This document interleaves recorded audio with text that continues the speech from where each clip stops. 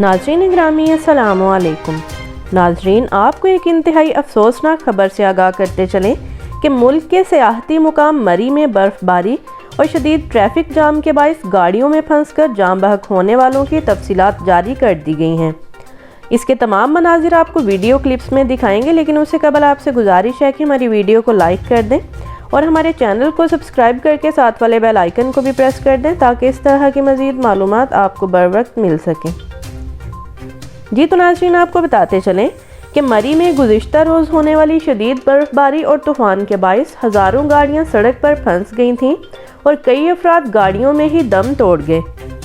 जिनमें से 20 के करीब अमवात की तस्दीक की गई है और मरी में इमरजेंसी नाफिज कर दी गई है और मलका-ए-कौसार को आफत ज़दा भी करार दे दिया गया है।